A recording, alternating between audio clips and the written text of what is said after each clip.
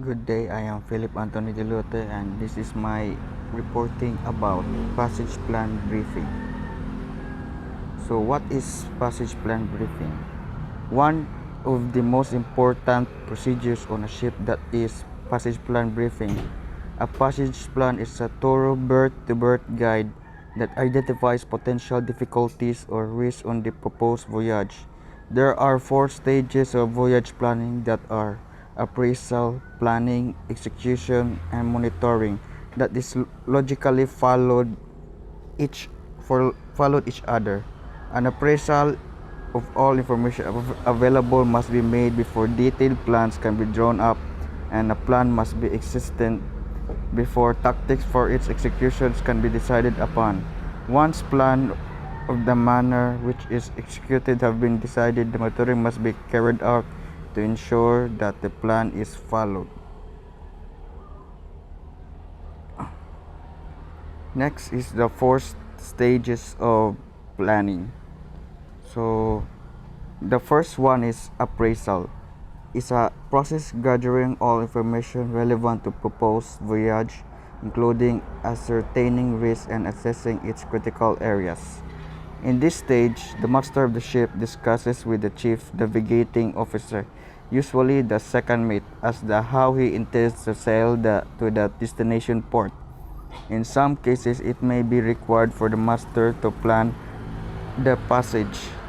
This is the process of gathering all information relevant to the proposed passage, including a certain risk and assessing its critical areas. This involves information extracted from publications as well as those within the chart.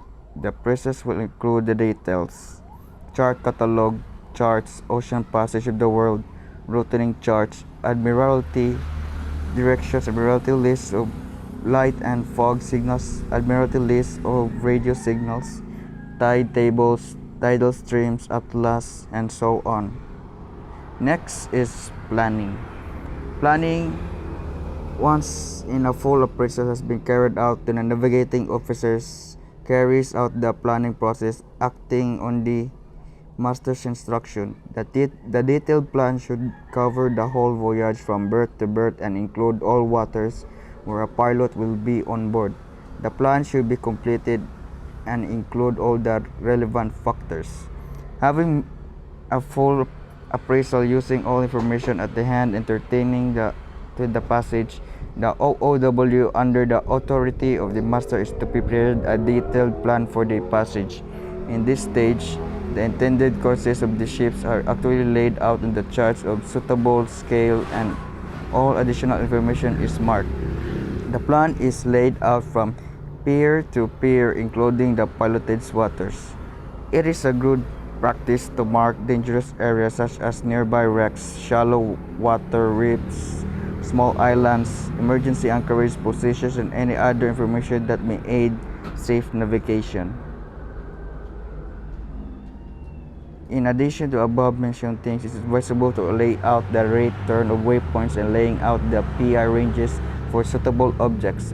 If any reporting area should also be clearly marked on the charts. Elements of planning phase include no-go areas, margins of safety, charted tracks, course alteration on wheel points, parallel indexing, and so on.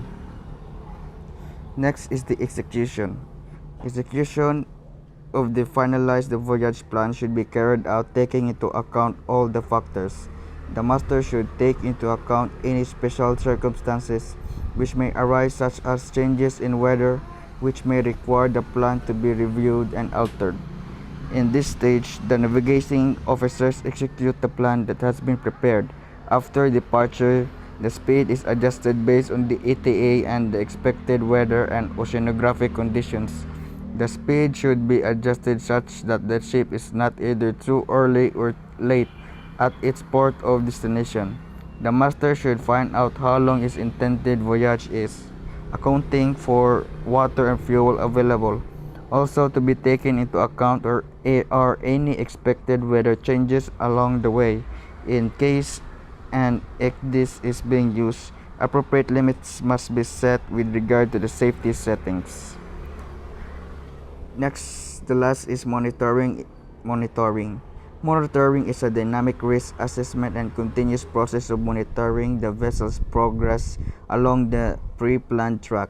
The officer of the watch, whenever in any doubts as the position of the vessel or the manner in which the voyage is proceeding, should be immediately call the master and necessarily take appropriate action for the safety of the vessel. Monitoring is the aspect which takes into account checking of the position of the vessel such that it remains within the safe distance from any danger areas. Parallel indexing can be used to maintain safe distance alongside any hazards to navigation.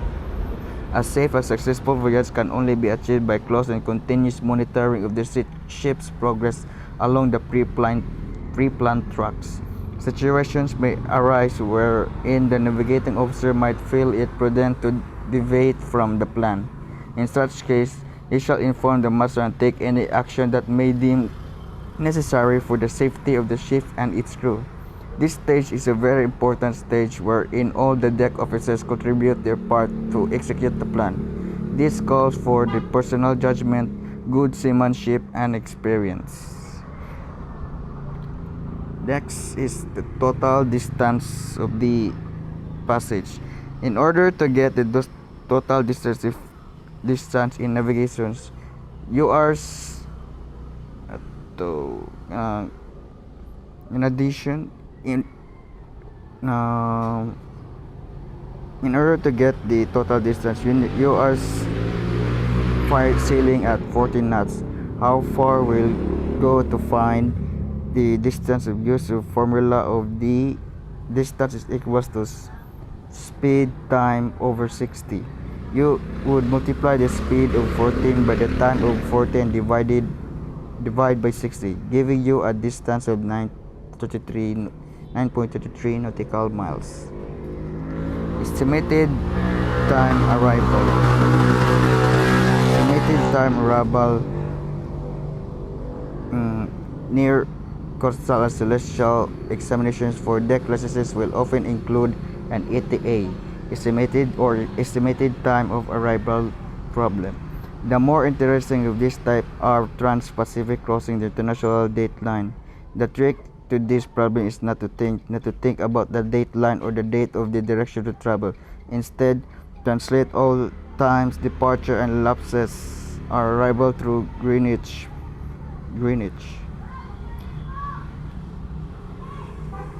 Height of tide.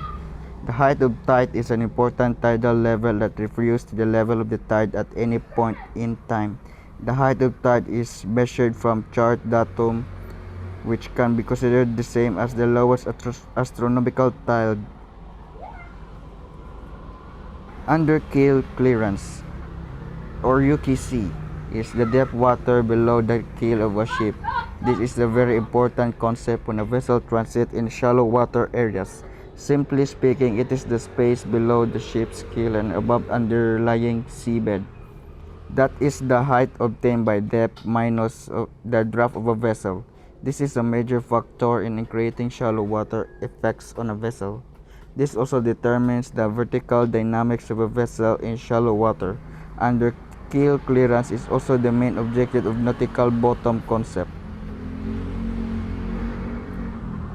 That's all for my reporting. Thank you for your attention.